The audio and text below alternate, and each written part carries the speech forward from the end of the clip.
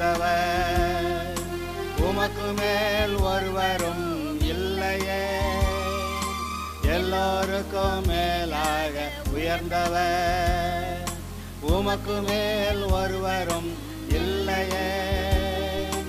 அல்லேலூயா அல்லேலூயா அல்லேலூயா ஆமென். அல்லேலூயா அல்லேலூயா அல்லேலூயா ஆமென். ஒருவரால் சிருஷ்டிக்கப்படாமலே தாமாக என்றென்றும் இருப்பவர், ஒருவரால் சிருஷ்டிக்கப்படாமலே தாமாக என்றென்றும் இருப்பவர். அல்லேலூயா அல்லேலூயா அல்லேலூயா ஆமென். அல்லேலூயா அல்லேலூயா அல்லேலூயா ஆமென். பரிசுத்தர் பரிசுத்தர். கர்த்தருக்கு ஸ்தோத்திரம். நாம் இந்த நாட்களிலே 23ஆம் சங்கீதத்தை படித்து கொண்டிருக்கிறோம். சங்கீதம் 23. இது ஒரு அருமையான சங்கீதம். தாவீது ராஜா மேய்ப்பனாக இருந்து ராஜாவாக மாறினவன் எழுதி வைத்த சங்கீதம். இதிலே இன்றைக்கு இந்த 2ஆம் வசனத்தை முடிக்கப் போகிறோம். கர்த்தர் என் மேய்ப்பராய் இருக்கிறார், நான் தாழ்ச்சி அடையேன். அவர் என்னை புல்லுள்ள இடங்களில் மேய்த்து அமர்ந்த தண்ணீர்கள் அண்டையில் என்னை கொண்டு போய் விடுகிறார். இதில் கர்த்தர் என் மேய்ப்பர்ன்றதை படிச்சிட்டோம் ஒரு வாரம். 2வது வாரம் நான் தாழ்ச்சி அடையேன், அதை படித்து விட்டோம். 3வது வாரம் புல்லுள்ள இடங்களில் அவர் என்னை மேய்க்கிறார், அது படித்தோம். இன்றைக்கு அமர்ந்த தண்ணீர்கள் அண்டையில் என்னை கொண்டு போய் விடுகிறார், இந்த பகுதியை படிக்கப் போகிறோம். அமர்ந்த தண்ணீர்கள் அண்டையில் என்னை கொண்டு போய் விடுகிறார் என்பதை படிக்கப் போகிறோம். பாருங்க, ஏற்கனவே சொன்னது போல ஆடுகள் அறியாமை உள்ள பிராணிகள். அதுக்கு ரொம்ப ஒன்றும் தெரியாது. அதற்கு சண்டை போடுவதற்கு ஆயுதங்கள் இல்லை. விரட்டினா கத்தும், கொஞ்சம்தான் ஓடும். அதனால் எந்த பாரத்தையும் தூக்க முடியாது. தனக்கு ஏதாவது செஞ்சாக்க வியாதி வந்தால் சுகமாக்கி கொள்ள தெரியாது. அவைகள் முற்றிலுமாக மேய்ப்பனையே சார்ந்து வாழக்கூடிய பிராணிகள். அதனால தான் கர்த்தர் நம்மை ஆடுகளுக்கு ஒப்புமையாக சொல்லுகிறார்.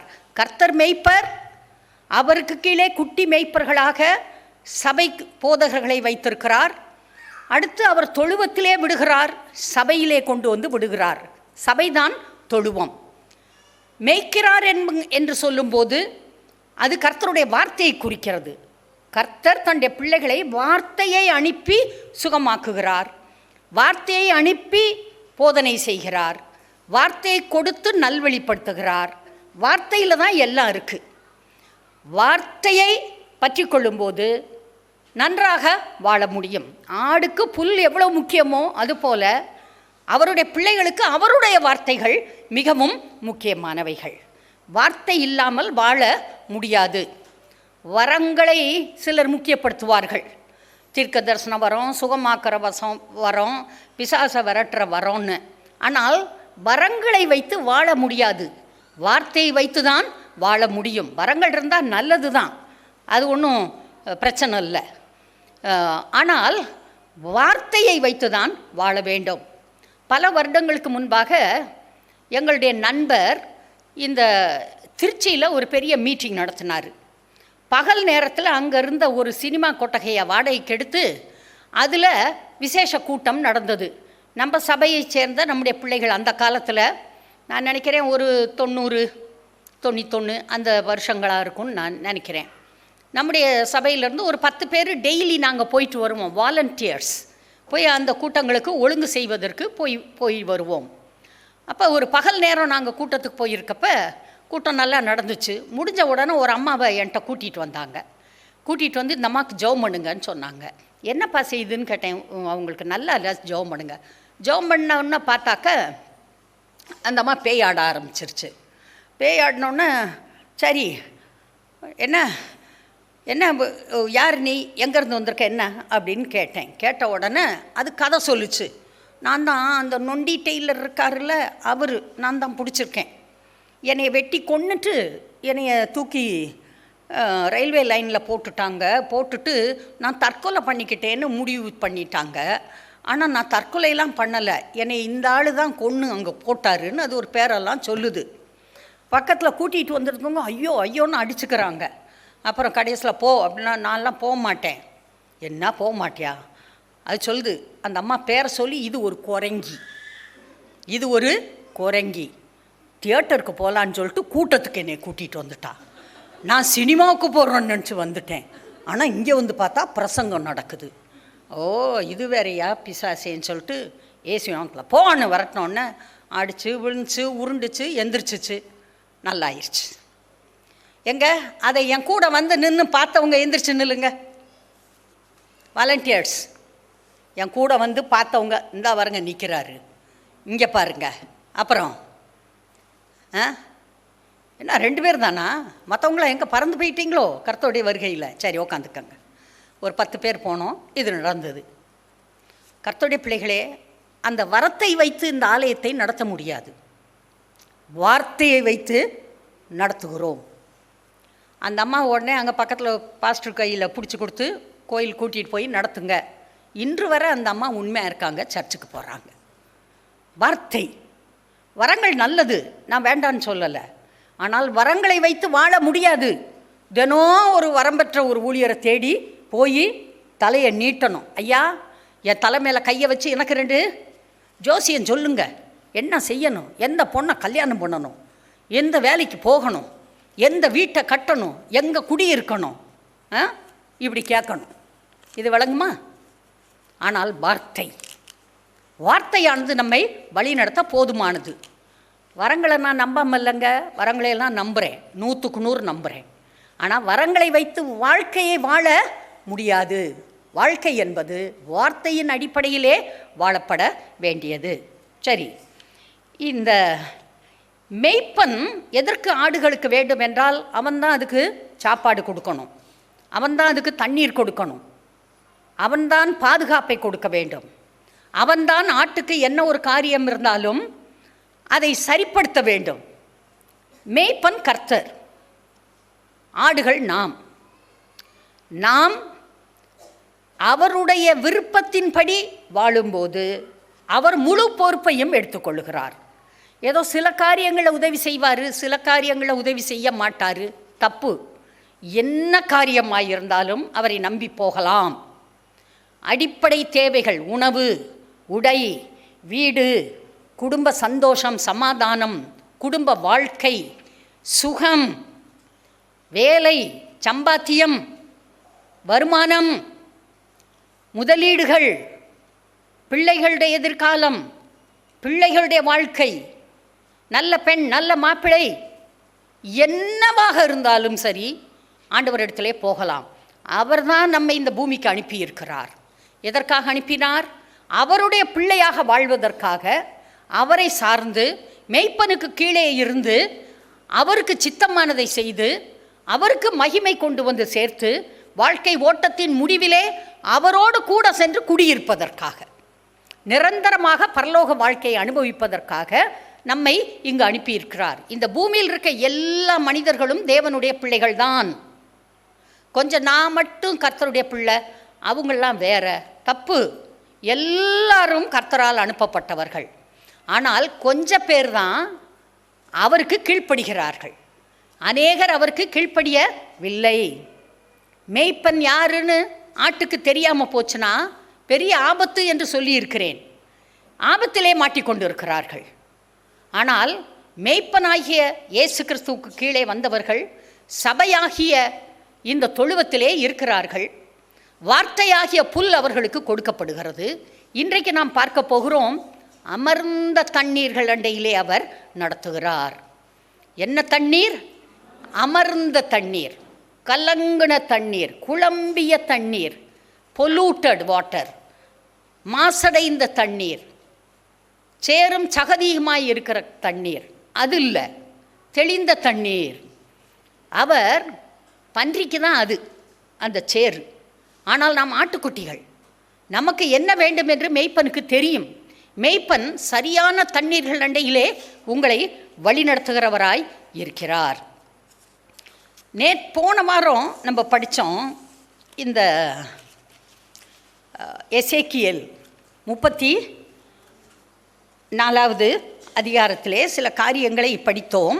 இன்றைக்கு திரும்பவும் அதை சில காரியங்களை படிக்கலாம். எடுங்க எல்லாரும். எசேக்கியேல் தீர்க்கதரிசியுடைய புத்தகம், அதிலே 34வது அதிகாரம் எடுக்கலாம். 11லேருந்து உங்களுக்கு அங்கங்கே வாசித்து காட்டுறேன்.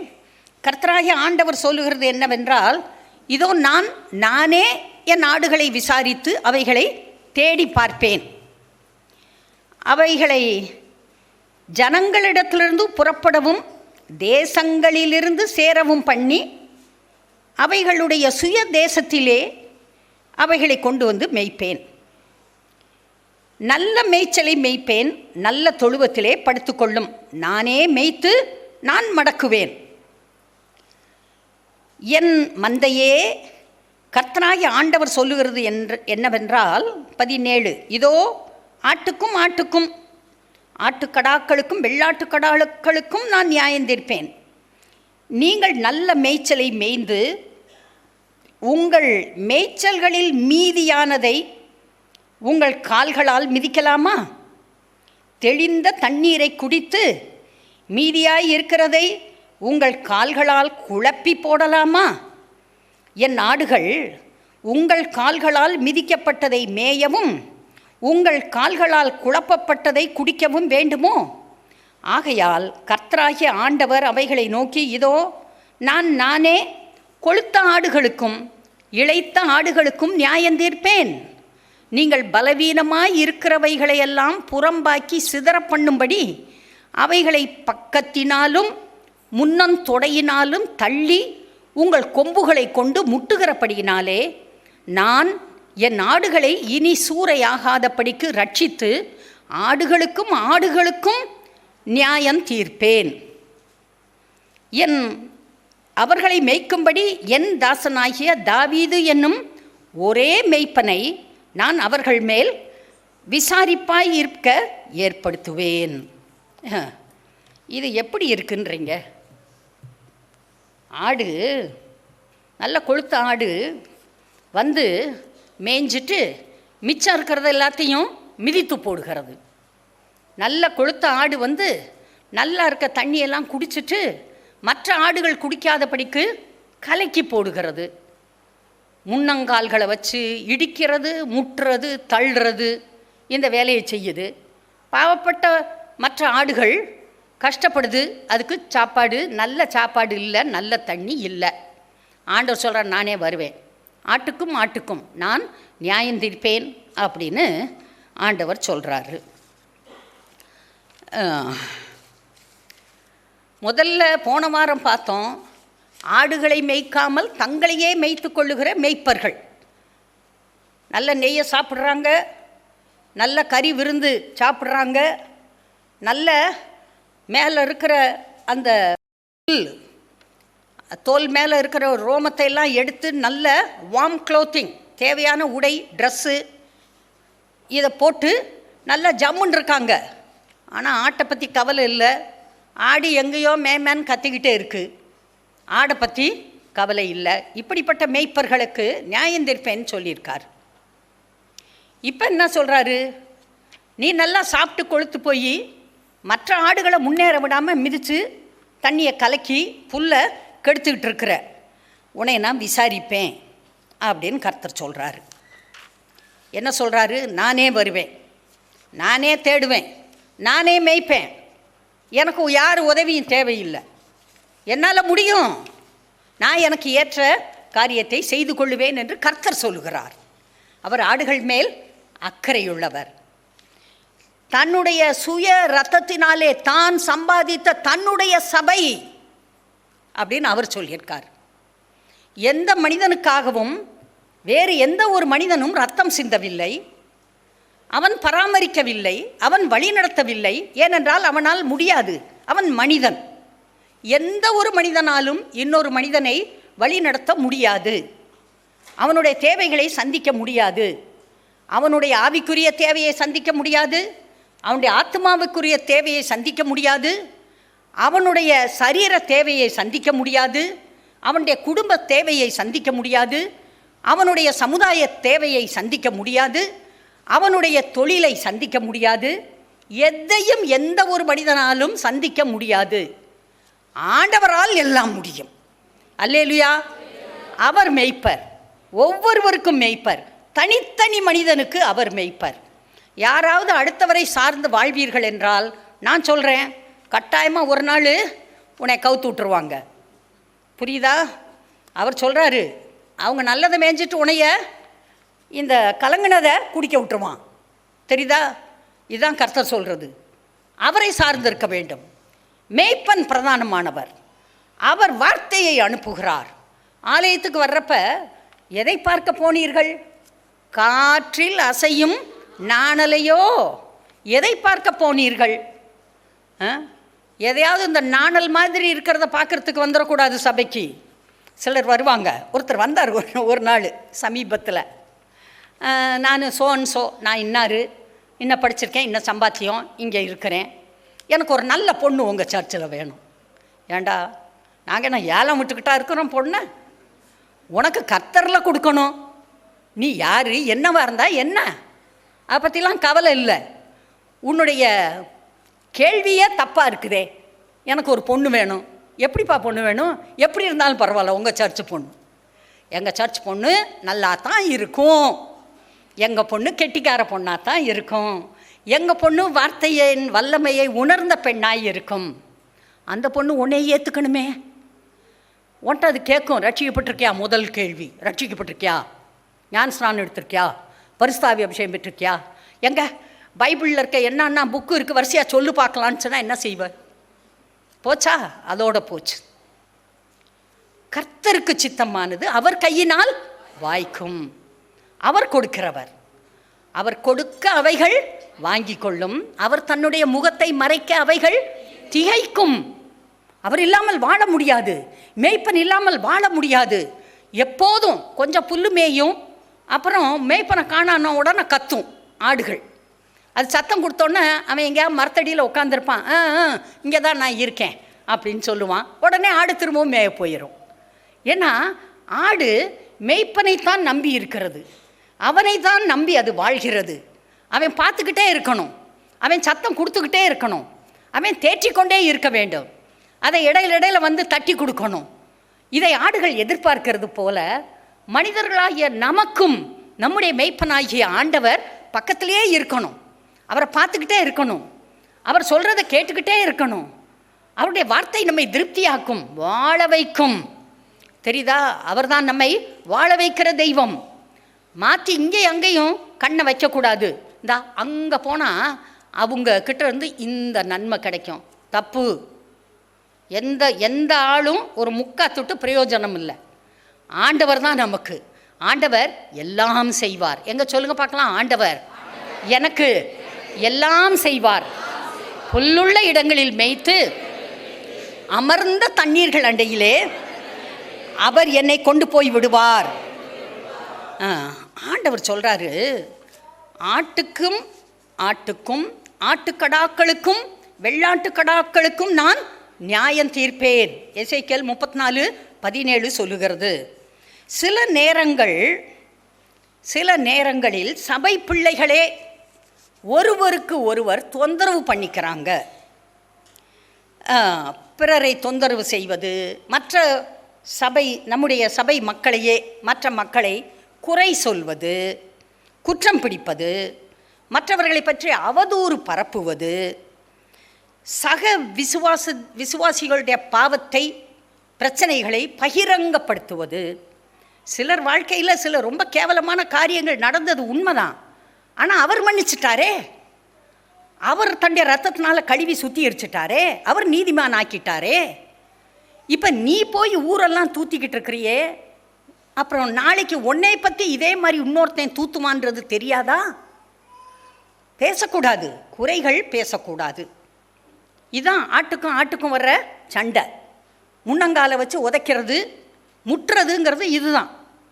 விசுவாசிகள் மற்ற விசுவாசிகளை மதிக்க வேண்டும், ரெஸ்பெக்ட் பண்ணணும், அன்போடு பேசணும். Hello hello uncle, hello aunty, hello அக்கா, ஹலோ அண்ணா, என்ன தம்பி, என்ன தங்கச்சி, நல்லா இருக்கியா, அப்படி தான் பேசணும். அதை விட்டுட்டு அவதூறு பரப்புவது, மற்றவர்களை பகிரங்கமாக குற்றம் சாட்டுவது, மற்றவர்களுடைய நல்ல பெயரை அவமாக்குவது, இது போன்ற காரியங்களை விசுவாசிகள் செய்யவே கூடாது. கர்த்தர் சொல்கிறாரு, நான் நியாயம் தீர்ப்பேன். எவ்வளவு பிரச்சனையில் ஜனங்கள் இருக்கிறாங்க தெரியுமா?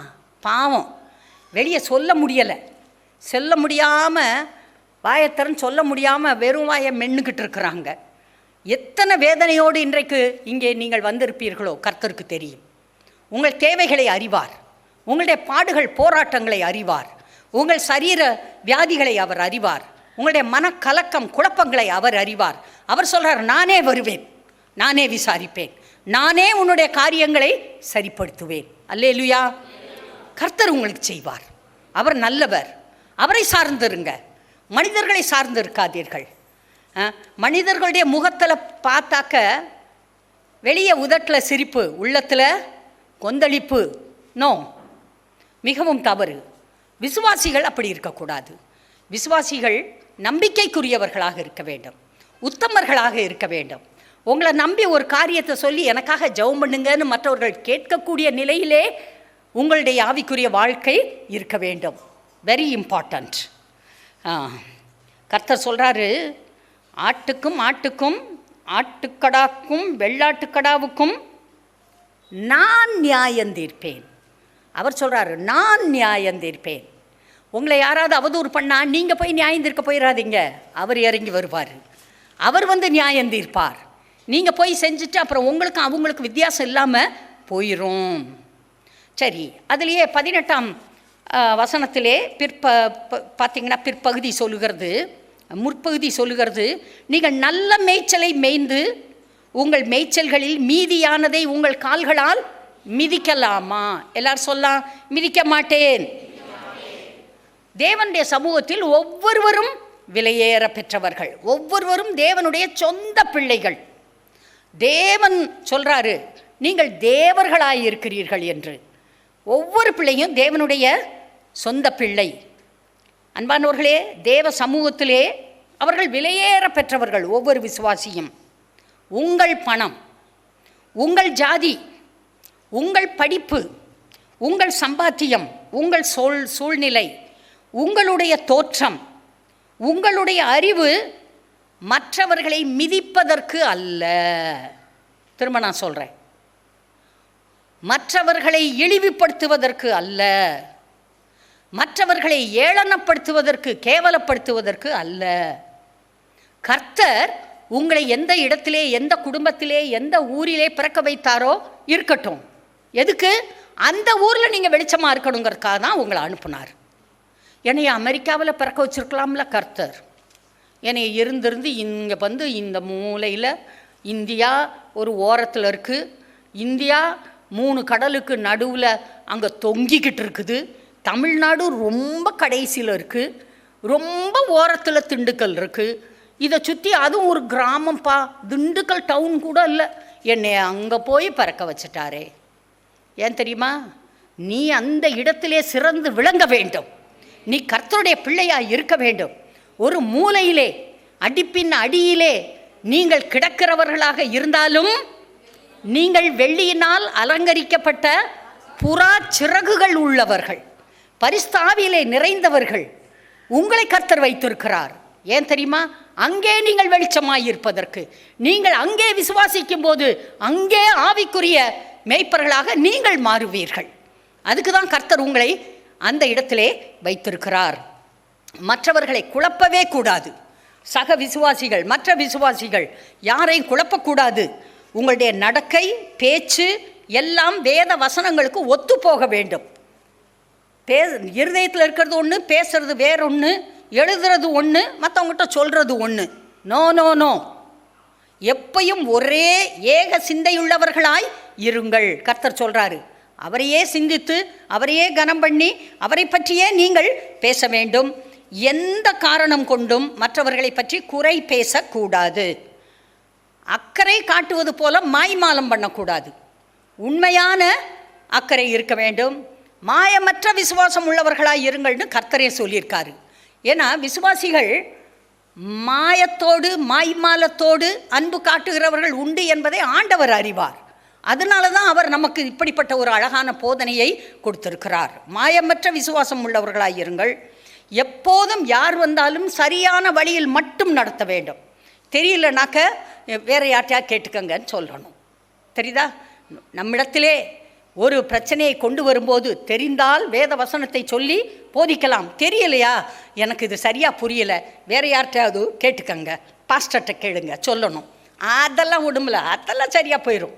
அங்கே உள்ளுக்க சீழ் பிடிச்சி வச்சுருக்கான், அங்கே நொதிக்கிற புண்ணு இருக்குது, மேலாப்பில் சின்ன பக்கு இருக்குது, அதெல்லாம் சரியாக போயிடும். அதெல்லாம் அது ஒன்றுமில்ல ஒன்றுமில்ல அது ஒன்றுமில்ல ஒன்றுமில்ல என்ன ஒன்றுமில்ல, உன் மண்டையில் ஒன்றுமில்லை. உள்ளே இருக்கிறத தோண்டி எடுத்து சீழ் பிதுக்கி சுத்தம் பண்ணி அதுக்கு காயம் கட்ட வேண்டாமா? ஒரு அம்மா டெலிவரிக்கு வந்திருக்கு, வலிக்குது, அது ஒன்றுமில்ல, சரியாக போயிடும் சரியாக போயிடும் சரியாக போயிடும் சரியாக போயிடும். வைத்த தடவி கொடுத்தாக்க பிள்ளை பிறந்துருமா? அங்கே டாக்டர் சொல்கிறாங்க முக்கு நல்லா முக்கு, வலிக்குது, வலிக்கும், அப்போ தான் பிள்ளை வரும். அது போல தான் கஷ்டமாக இருக்குது, மன கஷ்டமாக இருக்குது, குழப்பமாக இருக்குது, உள்ளே இருக்கெல்லாம் வெளியே எடு, கொட்டு, உன் சலம் சீழு எல்லாம் ரத்தம் அம்புட்டு வெளியே வரட்டும், சுத்தமாக்கு, கழுவி தேயி சுத்தம் பண்ணு, உன்னை பரிசுத்தமாக்கு, உன் இருதயத்தில் இருக்க பாவம் இச்சை தேவையில்லாத காரியங்கள் எல்லாத்தையும் தூக்கி வெளியே போட்டு உன்னை ஒழுங்காக்கு. அப்போ நீ சுத்தமாவாய். அவர் உன்னை சுத்திகரிக்கிறதுக்கு பெர்மிஷன் கொடு, அனுமதி ஏற்றுக்கொள். கர்த்தருடைய வார்த்தை சில நேரம் கஷ்டமாக இருக்கும், பரவாயில்ல ஏற்றுக்கோ. உன்னை அடக்க வேண்டும். உன்னுடைய கோபம், ஆத்திரம், உன்னுடைய திமிர், உன்னுடைய கொழுப்பு எல்லாம் அடங்க வேண்டும், எல்லாம் போகணும். இந்த வார்த்தை உள்ளே போக விடாமல் ஒரு கொழுப்பு போட்டு இருதயத்தை மூடிக்கொண்டு இருக்கிறது என்று பைபிள் தான் சொல்லுது, நான் சொல்லலை. அன்பார்ந்த பிள்ளைகளே, இருதயத்தை சுத்தமாய் வைத்துக் கொள்ளுவோம். ஆடுகளுக்கும் ஆடுகளுக்கும் நியாயந்திருக்கிற கர்த்தர் இருக்கிறார். எங்கேயும் சோப்பு போட்டு பட்டர் போட்டு உனக்கு ஏதோ ஒரு நேரம் சாப்பாடு கொடுக்குறான், உனக்கு ஒரு 100 ரூபா கொடுக்குறான், உன்னை ஒரு கல்யாணத்துக்கு கூப்பிடுறாங்கிறதுக்காக ஏசுநாதரை வார்த்தையை கொண்டு போய் வித்துட்டு வந்துடக்கூடாது. எப்போதும் தாழ்மை, எப்போதும் ஒழுக்கம், எப்போதும் கர்த்தருக்கு கனம், எப்போதும் கர்த்தருடைய வார்த்தை, இதை நாம் பேசும்போது நிச்சயமாக நல்ல எதிர்காலம் நமக்கு உண்டு. எந்த மனிதனுடைய உதவியும் நமக்கு தேவை இல்லை. கர்த்தர் போதுமானவர். கர்த்தர் சொல்கிறாரு, நானே உன்னுடைய மேய்ப்பன், நான் உன்னை மேய்த்து நான் மடக்குவேன், நான் உன்னை நல்ல தொழுவத்திலே கொண்டு போய் படுக்க வைப்பேன். நல்ல தொழுவம் என்பது சபை. கர்த்தருடைய பிள்ளைகள் இந்த கர்த்தரை சார்ந்து வாழ வேண்டும், கர்த்தரை தலைவராக்க வேண்டும். உங்களை தலைவராக நீங்கள் ஆக்கக்கூடாது. தெளிந்த தண்ணீரை நீங்கள் குடிக்கிறீர்கள். நல்ல வசனம், நல்ல வார்த்தை, நல்ல காரியங்கள் போதிக்கப்படுகிறது, நீங்கள் நல்லா இருக்கிறீங்க. ஆனால் உங்களுடைய ஞானத்தை காட்ட முற்படக்கூடாது. உங்கள் அறிவு, உங்கள் புத்தி, உங்களுடைய திறமையை காட்ட முற்படக்கூடாது. சிலுவையில் அறையப்பட்ட இயேசுவையே பிரசங்கிக்கிறோம். சிலுவை பற்றிய உபதேசம் கெட்டு போகிறவர்களுக்கு பைத்தியமாய் தோன்றுகிறது, ரட்சிக்கப்படுகிற நமக்கோ தேவ பலனாய் இருக்கிறது. சிலுவையை பிரசங்கம் பண்ணு. சுசேஷத்தை பிரசங்கியாவிட்டால் எனக்கு ஐயோ. சிலுவை பிரசங்கம் பண்ணு, இயேசுவை பிரசங்கம் பண்ணு, சுவிசேஷத்தை அறிவி. நல்ல எதிர்காலம் உனக்கு இருக்கிறது. நல்ல தொழுவத்திலே உன்னை நல்லா சாப்பிட வச்சு, வயிறு புடைக்க வச்சு, உடைய நல்ல தண்ணியை குடிக்க வச்சு, நல்லா படுக்க வச்சு உனக்கு தடவி கொடுக்குற இயேசு இருக்கிறார். அல்லேலூயா சொல்லலாம். நான் நல்ல மேய்ப்பனாகிய இயேசுவுக்கு கீழே இருக்கிறேன், அவர் என்னை ஆசீர்வதிப்பார். Okay, God bless you.